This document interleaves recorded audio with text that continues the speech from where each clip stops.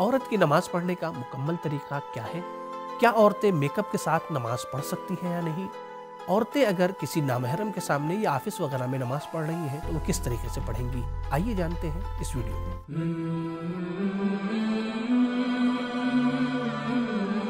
बिस्मिल्लाहिर्रहमानिर्रहीम। नाज़रीन किराम सलाम अलैकुम। जनाब ज़हरा सलामुल्लाहि अलैहा का इरशाद गिरामी है कि खुदावंद मुतआल ने नमाज को इसलिए वाजिब करार दिया ताकि इंसान गुरूर और तकब्बुर से बच सके।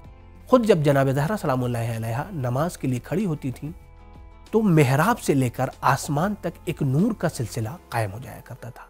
आज हम इस वीडियो में ये जानने की कोशिश करेंगे कि औरतों की नमाज का तरीका क्या है। औरतों के लिए नमाज के शुरू करने से पहले जो सबसे अहम पॉइंट है जिसकी तरफ उन्हें तवज्जो करना बहुत ज़्यादा ज़रूरी है वो ये है कि वो अपने हिजाब और पर्दे का खास ख्याल रखें।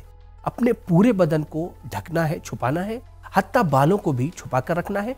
सिर्फ कुछ चीज़ें ऐसी हैं कि जिसे वो खुला रख सकती हैं, जिसे हम बेहतर तरीके से समझते हैं स्क्रीन पर। वो हिस्सा जो नमाज में खुला रह सकता है उनमें पहला हिस्सा है चेहरा। चेहरा सिर्फ उसी मकदार में खुला रह सकता है कि जो वुजू में धोया जाता है, यानी सिर्फ और सिर्फ ये हिस्सा कि जो खुला हुआ है इस बच्ची का, सिर्फ ये हिस्सा नमाज में खुला रह सकता है। और दूसरा हिस्सा कि जो खुला रह सकता है वो है हाथ का, लेकिन हाथ गट्टे से लेकर उंगलियों के सिरे तक ही खुला रह सकता है। यानी सिर्फ और सिर्फ ये उंगलियों के सिरे से लेकर ये गट्टे का हिस्सा ऐसा है कि जो खवातीन का नमाज के दरमियान में खुला रह सकता है। अब अगर इसके अलावा खुला रह गया तो ऐसी सूरत में खवातीन की नमाज सही होगी या बातिल, उसके बारे में इंशाअल्लाह आगे वीडियो में बयान किया जाएगा। तीसरा हिस्सा के जो नमाज के दरमियान खुला रह सकता है वो है पैर, लेकिन पैर का सिर्फ उतना ही हिस्सा खुला रह सकता है कि जिस पर वुजू में मस किया जाता है, यानी ये ऊपर का हिस्सा खुला रह सकता है। लेकिन हाँ, अगर नामहरम के सामने नमाज पढ़ रही हैं तो ऐसी सूरत में बातनी हिस्सा यानी तलवे का छुपाना जरूरी है। लेकिन अगर वो तन्हा नमाज पढ़ रही हो या महरम के सामने नमाज पढ़ रही हो तो तलवा खुला रह सकता है। अब अगर इससे ज्यादा कोई हिस्सा खुल जा रहा है तो ऐसी सूरत में औरत की नमाज का क्या हुक्म है? तो देखिए, इसकी कुछ सूरतें हैं। पहली सूरत यह है कि मसला न जानने की बिना पर नमाज में वो हिस्सा कि जिसका छुपाना जरूरी था वो हिस्सा खुला रह जा रहा है। तो यहाँ पर आयतुल्लाह सिस्तानी हफ़िज़हुल्लाह के फतवे के मुताबिक अगर औरत ने मसअले को सीखने में कोताही और कमी की है तो ऐसी सूरत में एहतियात वाजिब की बिना पर उसे दोबारा नमाज पढ़नी होगी। दूसरी सूरत यह है कि गलती से कोई हिस्सा खुल जा रहा है तो ऐसी सूरत में फौरन नमाज की ही हालत में वो हिस्सा औरत छुपाएगी और इस दरमियान की जितनी देर में वो हिस्सा छुपा रही है कोई भी जिक्र उसे अंजाम नहीं देना है। तीसरी सूरत यह है कि जानबूझकर या लापरवाही में अपने बदन के हिस्से को खुला रखा है, वो हिस्सा कि जिसका छुपाना जरूरी था उसे नहीं छुपाया है, तो ऐसी सूरत में नमाज बातिल है। जब पर्दा मुकम्मल हो गया तो अब मरहला आता है नियत का। और नियत के बारे में आपको मालूम है कि नियत का ज़बान से अदा करना ज़रूरी नहीं है, बल्कि सिर्फ आप मुतवज्जे हो जाएं कि आप कौन सी नमाज पढ़ रही हैं, ज़ोहर की पढ़ रही हैं, असर की पढ़ रही हैं, मगरिब की पढ़ रही हैं, बस यही काफ़ी है। यानी सिर्फ मुतवज्जे होना काफ़ी है। नियत के बाद दूसरी चीज़ है तकबीरतुल इहराम यानी अल्लाहु अकबर कहना। इसमें खातून को इस बात का खास ख्याल रखना है कि उसका बदन हरकत में नहीं होना चाहिए बल्कि बिल्कुल साकिन होना चाहिए। अगर जानबूझकर हरकत के आलम में कोई खातून तकबीरतुल इहराम कह रही है यानी अल्लाहु अकबर कह रही है तो इस सूरत में उसकी नमाज बातिल हो जाएगी। तकबीर कहते वक्त मुस्तहब ये है कि हाथों को कानों की लवों तक लेके जाया जाए, जैसा कि इस वीडियो में आप देख रहे हैं। तकबीरतुल इहराम के बाद मरहला है क़याम का, कि जिसके सिलसिले से कुछ अहम पॉइंट है जिसे हम बेहतर समझने की कोशिश करते हैं स्क्रीन पर। क़याम की हालत में ख़वातीन के लिए दो चीज़ें मुस्तहब है, वाजिब नहीं है बल्कि मुस्तहब है। पहली चीज़ ये है कि ख़वातीन, जैसा कि इस वीडियो में आप देख सकते हैं कि ख़वातीन क़याम की हालत में अपने हाथों को सीने पर रखेंगी। ये पहली चीज़ है कि जो मुस्तहब है, वाजिब नहीं है। दूसरी चीज़ कि जो मुस्तहब है वो ये है कि ख़वातीन इस तरीके से खड़ी होंगी कि वो अपने दोनों पैर को मिलाकर रखेंगी, जिस तरीके से यहाँ पर आप देख रहे हैं वीडियो में कि दोनों पैर मिला हुआ है। ये अमल मुस्तहब है, वाजिब नहीं है।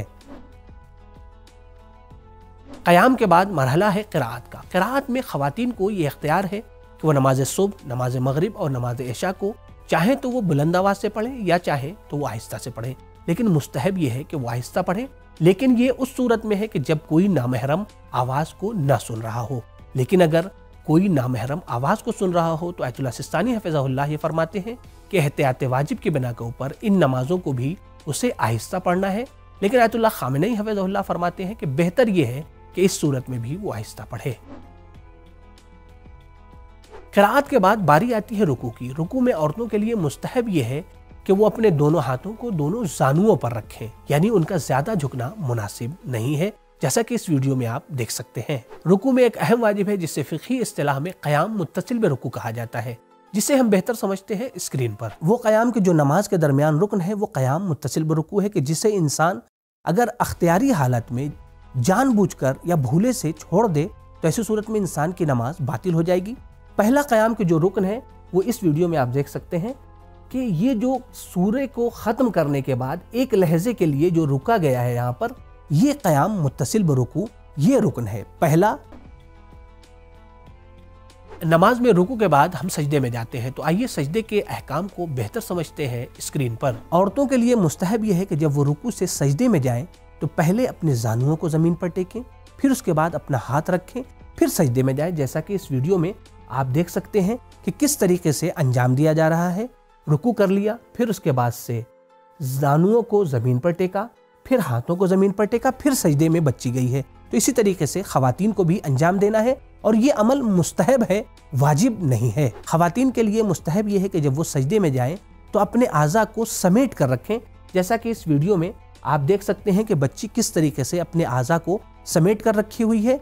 इसी तरीके से जब सजदे में जाएंगी ख़वातीन तो अपने दोनों हाथों को फैला कर नहीं रखेंगी बल्कि समेट कर ज़मीन से चपका कर रखेंगी, जैसा कि इस वीडियो में देख रहे हैं कि बच्ची ने किस तरीके से अपने हाथों को ज़मीन से चपका कर रखा है। ख़वातीन के लिए मुस्तहब ये है कि जब वो दो सजदों के दरमियान बैठें तो इस तरीके से बैठें कि उनके दोनों रान मिले हुए हों, जैसा कि इस वीडियो में देख सकते हैं आप कि बच्ची जिस तरीके से बैठी हुई है इसी तरीके से बैठना मुस्तहब है, वाजिब नहीं है। यानी अगर इस तरीके से अंजाम नहीं दिया तो नमाज पर कोई फ़र्क नहीं है, नमाज आपकी सही है।